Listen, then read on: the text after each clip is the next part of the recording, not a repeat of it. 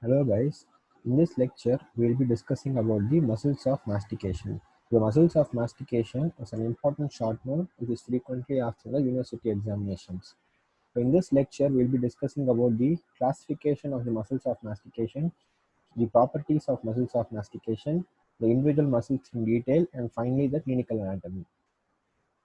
So introduction.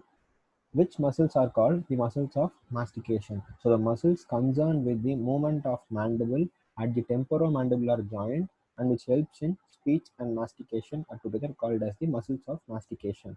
So muscles of mastication are nothing but the muscles concerned with the movement of mandible at the TM joint during speech and mastication. So we all know that mastication is a chewing process, right? So the muscles that are concerned with the movement of the mandible at TM joint during speech and mastication are called the muscles of mastication. So now we will come into the classification of the muscles of mastication. So the muscles of mastication are broadly classified as the principal muscles and the accessory muscles. The principal muscles are the main muscles that are involved in the mastication process, and the accessory muscles help to enhance the power of the principal muscle. So the principal muscles include the temporalis muscle, the masseter muscle, the medial pterygoid, and the lateral pterygoid muscle. And the accessory muscles include the digastric muscle, the buccinator muscle, the mylohyoid, and the geniohyoid. So as far as the examinations are concerned, you must elaborate in detail the principal muscles. And as far as accessory muscles are concerned, if you know the name, that will do for the exam. So we'll see it again. The principal muscles are nothing but the temporalis, the masseter, medial pterygoid muscle, and the lateral pterygoid muscle. And accessory muscles include digastric muscle, buccinator muscle, mylohyoid, and at last the geniohyoid muscle. So next, coming to the properties of the principal muscles of mastication. So the muscles, if a muscle needs to be called as a principal muscle of mastication, uh, it needs to satisfy following five criteria. The first criteria is the muscle should be located in the infratemporal fossa. Next, the muscle is inserted into the ramus of mandible.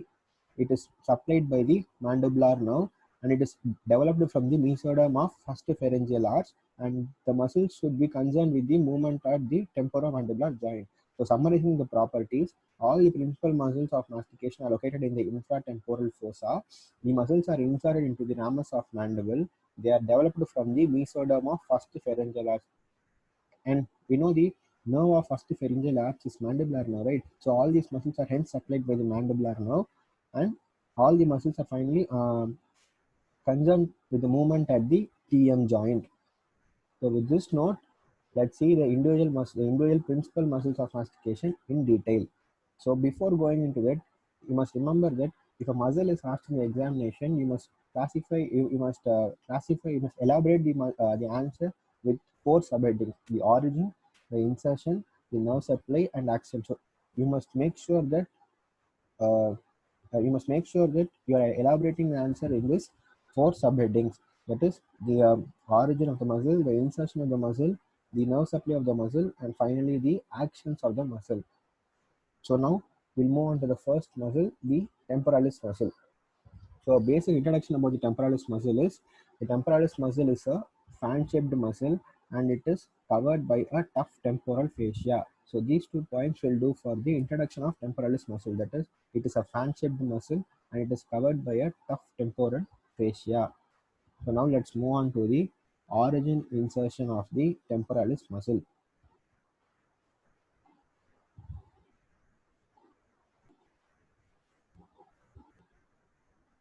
So now, yes, the temporalis muscle originates from the floor of temporal fossa. So consider this to be the temporal fossa. So this entirely is the temporal fossa. So it originates from the floor of temporal fossa, and it also originates from the temporal fascia. So we have two origins for the temporalis muscle. It originates from the floor of the temporal fossa and the temporal fascia. So all these so the muscle after originating in this part, it goes and inserts into the. So yes, before going on to the insertion, for better understanding of the insertion of all these muscles of mastication, you must understand the parts of the mandible. So consider this to be the mandible.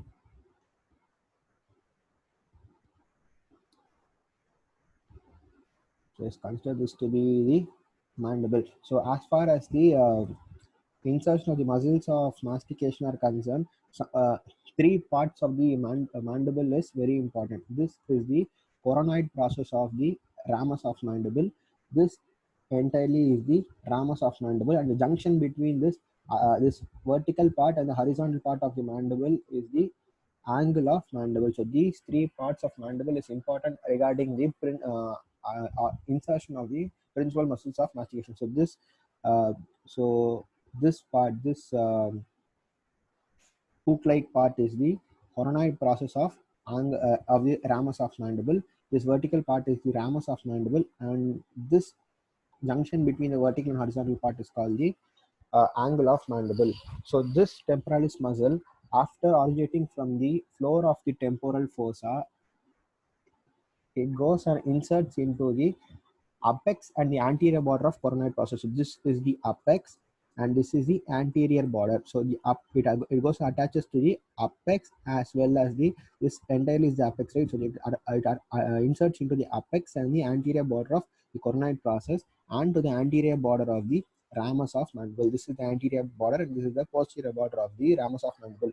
So the temporalis muscle, after originating from the floor of temporal fossa, inserts into the apex and the anterior border of the coronoid process and the anterior border of the ramus of mandible. So this muscle inserts in the form of a tendon. So this point is important. The muscle, after originating from the floor of temporal fossa, inserts into the coronoid process and the ramus of mandible in the form of a tendon. Next, yes. So the muscle originates from the floor of temporal fossa and the deep surface of temporal fascia. It inserts by means of a tendon into the apex, tip, and the anterior border of coronoid process and the anterior border of the ramus of mandible. The nerve supply of this muscle is the anterior division of mandibular nerve and the deep temporal nerve. But the most important is the anterior division of the mandibular nerve. So this is the most important, the anterior division of the mandibular nerve, and its actions are elevation of mandible and retraction of mandible. So the action of elevation of mandible helps to close your mouth. Okay, and retraction of mandible helps you to bring your jaw backwards. So these two are the important actions of the temporalis muscle. Yes. So next we'll see about the masseter muscle. So the basic introduction about the masseter muscle is it is a thick quadrilateral muscle. So this point will do for the introduction of the masseter muscle. It is a thick quadrilateral muscle. So moving on to the origin and insertion of the masseter muscle. The muscle originates from the masseter muscle is divided into three parts: the superficial part, the middle part, and the deep part. And this this is the zygomatic arch. This semicircle shaped part we see here, right? So this is the zygomatic arch. The zygomatic arch, and here will be the maxillary process of zygom. This part is the maxillary process of the zygomatic arch, and this is entirely called the zygomatic arch. For the superficial part arises from the maxillary process and anterior two-third of the zygomatic arch. So this consider this to be the anterior two-third and this as the posterior one-third. So this is the anterior two-third and this is the posterior one-third. So the superficial part of the masseter muscle arises from the maxillary process and the anterior two-third of the zygomatic arch. So and the middle part arises from the inferior border of the posterior part of uh, posterior one-third of this zygomatic arch. So this is the superficial part and this is the middle part. The deep part arises from the deep surfaces of the zygomatic arch. So summarizing the origin, it arises as three parts: the superficial part, middle part, and the deep part. The superficial part arises from the maxillary process as well as the anterior two-third of the zygomatic arch. The middle part arises from the posterior one-third of the zygomatic arch, and the deep part arises from the deep part of zygomatic arch. And these muscles are inserted into So yes, the superficial part is in. This is the superficial part, right? The superficial part is inserted into the posterior part of the lower half of the ramus of mandible. So this is the anterior part. This is the posterior part. Right? Consider this to be the half. This is the upper part. This is the lower part. So the superficial part inserts into the posterior part of uh, lower part of the angle as well as the ramus of mandible. The superficial part inserts into the lower posterior part of the ramus and the angle of mandible. The middle fibers insert into the central part of the uh, uh, ramus of mandible, and the deep part inserts into the deep. This is the deep part. So deep part inserts into the coronoid process and the upper part of ramus of mandible. So the superficial part inserts into the lower posterior part of ramus of mandible and the angle of mandible. So this is the superficial part, and the middle part inserts into the central ramus, and the deep part inserts into the coronoid process as well as the upper part of the ramus. So origin is by three layers. The superficial layer is by from the maxillary process and anterior two-thirds of inferior border of the zygomatic arch. The middle layer is from the inferior border of posterior one-third of zygomatic arch, and the deep layer is from the deep surface of zygomatic arch. So since there are three origins, insertion is also three. The superficial layer inserts into the lower posterior half of the ramus of mandible and the angle of mandible. The middle layer inserts into the central part of the ramus of mandible, and the deep layer inserts into the coronoid process and the upper ramus. So the insertion is entirely onto the ramus of mandible. Deep layer into the upper ramus, middle layer into the central ramus, the superficial layer into the lower posterior half of the ramus. Now moving on to the nerve supply and actions of the masseter muscle. The nerve supply is by the masseteric nerve, a branch of the anterior division of mandibular nerve. If you forget the masseteric nerve, it is enough if you just write the anterior division of mandibular nerve. And the actions of the masseter muscle include elevation of mandible. So this action also helps you to close your mouth. Okay, so this action also helps you to close your mouth. So next, moving on to the lateral pterygoid muscle. So the basic introduction about the lateral pterygoid muscle is that it is a short, thick, and a conical muscle. So this one point will do for the introduction of the lateral pterygoid muscle. So it is a short, thick, and a conical muscle.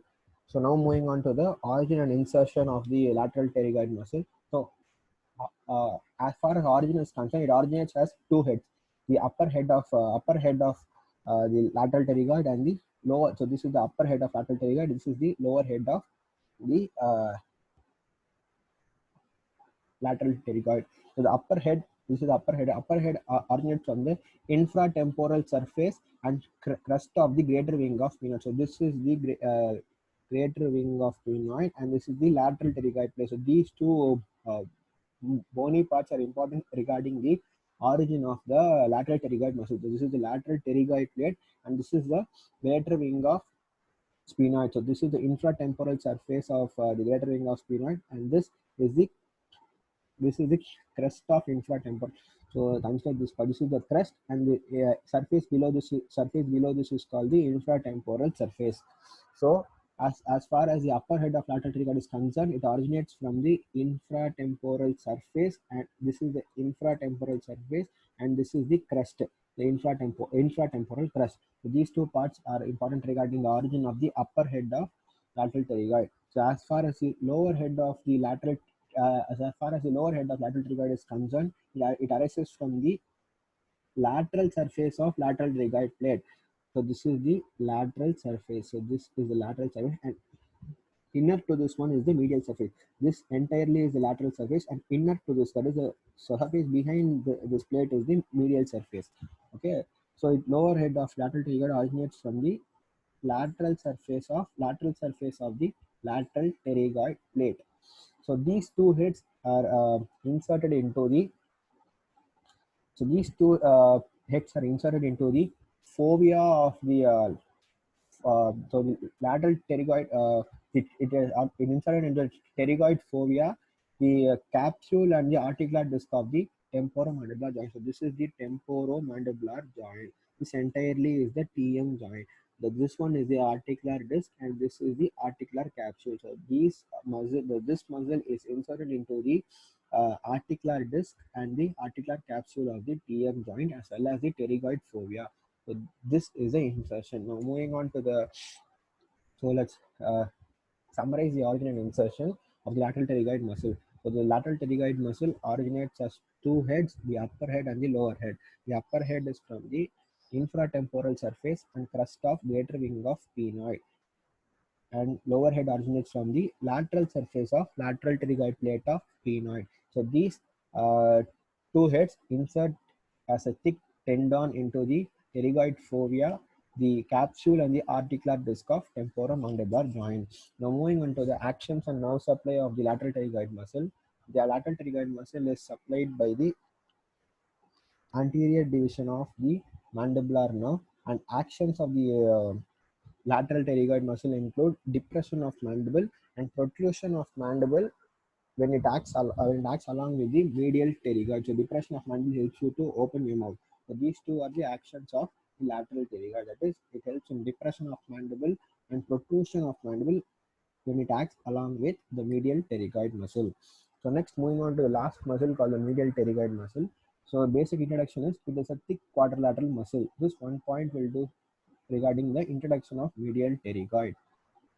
So now moving on to the origin and insertion of the medial pterygoid muscle. It originates, there are two heads, the superficial head and the deep head of medial pterygoid. Superficial head originates from the maxillary tuberosity as well as pyramidal process of the palatine bone. But the maxillary tuberosity is important regarding the origin of the superficial head. So consider this to be the maxillary tuberosity.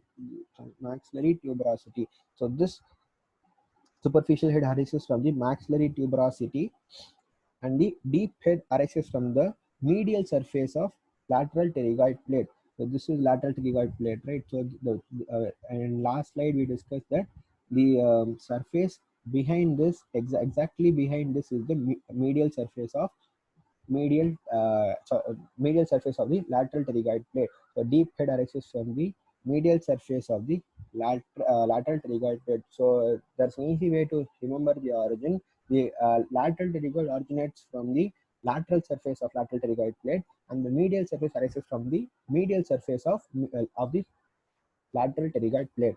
So these heads insert into the posterior part of, so this is the anterior part, this is the posterior part, this is the superior part, this is the inferior part, this is the lateral part, and the one exactly behind what we see here is the medial part. So these fibers insert into the posterior side, posteriorly, inferiorly, and the medial surface of ramus and the angle of mandible. So the muscles of the so the heads of the medial pterygoid insert into the postero-inferior part of medial surface of ramus and the angle of mandible. So these points are important regarding the origin and insertion of medial pterygoid muscle. Now moving on, summarizing the origin and insertion, the medial pterygoid muscle originates as two heads, the superficial head, the deep head. So the superficial head arises from the maxillary tuberosity and pyramidal process of palatine bone. So in palatine bone, we have some processes like maxillary tuberosity and the pyramidal process of palatine bone. The superficial head arises from the maxillary tuberosity and pyramidal process of palatine bone. And the deep head arises from the medial surface of lateral pterygoid plate and pyramidal process of palatine bone. So this pyramidal process of palatine bone, is a common origin of both the superficial head as well as the deep head of medial pterygoid muscle. So a very important bony landmark of origin is the maxillary tuberosity for superficial head and the medial surface of lateral pterygoid plate for the deep head. So these two heads are inserted into the postero-inferior part of medial surface of the ramus and angle of mandible by a tendinous lamina. So next, moving on to the nerve supply and actions of the medial pterygoid muscle. So it is supplied by nerve to medial pterygoid, a branch of the mandibular nerve. And actions are, it helps in elevation of mandible, protrusion of mandible along when it acts along with the lateral pterygoid muscle. So this is the so these points are the important points regarding the origin, insertion, nerve supply, and actions of the principal muscles, which include the temporalis, masseter, medial pterygoid, and the lateral pterygoid. Now moving on to the clinical anatomy, there is only one important clinical anatomy regarding the muscles of mastication. Is called trismus. Trismus is nothing but it's also called as lockjaw. So trismus is a case in which there is prolonged tonic spasm of the jaw muscles. That is, the muscles of mastication are in a continuous state of contraction. So the cause of trismus is it is due to the spread of the dental infection from the teeth. So clean anatomy is trismus, which is also called as lockjaw. The trismus is nothing but it is a prolonged tonic spasm of the jaw muscles, and etiology or the cause of trismus is spread of dental infection from the oral cavity into the muscles of mastication or the jaw muscles. Now let's summarize the muscles of mastication. Now I will be just telling you the important points, and if you will hear these important points, this will do. Um, uh, I'll be now summarizing the important points. Just try to orient these important points with this picture. So starting with the temporalis muscle. The temporalis muscle originates from the floor. The temporalis muscle originates from the floor of the temporal fossa, floor of temporal fossa, and the temporal fascia. So this muscle is inserted into the apex, apex and anterior border of the coronoid process, as well as the anterior border of ramus of mandible. So origin is from the floor of temporal fossa as well as the temporal fascia, and inserted into the apex and anterior border of the coronoid process, as well as the anterior border of the ramus of mandible. And nerve supply is by the anterior division of anterior division of the mandibular nerve, and actions is it helps in elevation and retraction of mandible. So these 4 points will do regarding the temporalis muscle. Next, moving on to the masseter muscle. The masseter muscle is organized as three heads: the superficial part, the middle part, and the deep part. So this is the superficial part, this is the middle part, and this is the deep part. The superficial part arises from the maxillary process, as well as the anterior two-third of the zygomatic arch. Okay, so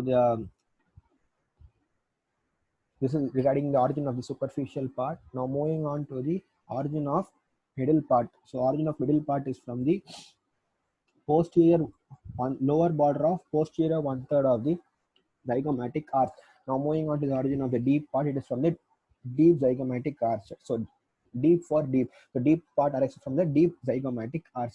Now coming on to insertion of these three parts. The superficial part inserts into the lower part. This is the lower part of the ramus, right? So this is inserted into the lower part of the ramus as well as the angle of mandible. And the middle part inserts into the central ramus, is the insertion of the middle ramus. So the deep part inserts into the coronoid process and the upper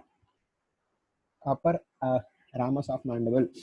Moving on to the nerve supply and action, the masseter muscle is supplied by the anterior division of the mandibular nerve, and it helps in actions. It helps in elevation of mandible. Moving on to the lateral pterygoid muscle, it originates at two heads, upper head as well as the lower head. So upper head originates from the infratemporal surface and the infratemporal crust of the greater wing of sphenoid. So these two parts, that is, upper head originates from the infratemporal surface and the infratemporal crust of the greater wing of sphenoid bone, and the lower head arises from the uh, lateral surface of the lateral pterygoid plate. So these two heads insert into the pterygoid fovea, as well as the articular disc and the articular capsule of the TM joint. So these two heads insert into the the blue shaded area is the articular disc, and the one below it is the articular capsule. So it inserts into the articular disc and the articular capsule of the temporomandibular joint. So the nerve supply and action regarding the lateral pterygoid muscle is that it is supplied by the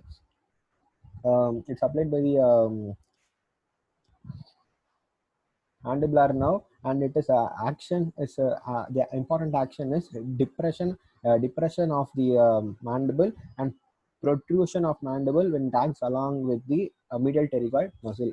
Moving on to the medial pterygoid muscle, the medial pterygoid muscle originates as the superficial head and the deep head. So there are two heads for medial pterygoid muscle. The superficial head arises from the maxillary tuberosity. So this is the maxillary tuberosity. So the superficial muscle arises from the maxillary tuberosity. The deep head of medial pterygoid arises from the medial surface of lateral pterygoid plate. So lateral for lateral and the medial for medial. So the deep head arises from the medial surface of the lateral pterygoid plate. So both these heads are inserted into the uh, postero-inferior part of the medial surface of ramus and angle of mandible by means of a tendinous lamina. So it is applied by nerve to medial pterygoid is a branch of the mandibular nerve, and its actions are it helps in elevation of mandible as well as protrusion of mandible when it acts along with the lateral pterygoid. So this is the summary. If you understand the pictures, if you just draw the picture, and if you mention these 4 points, this table is given in your book. So, in your book, I think it is given in Vishram Singh. So if you draw the picture and if you mention only these 4 points, this will do regarding the muscles of mastication. And another important points are the properties of muscles of mastication. So you must explain the properties by its uh, location, its embryology, its insertion, its nerve supply, and finally its action. So this is the end of this lecture.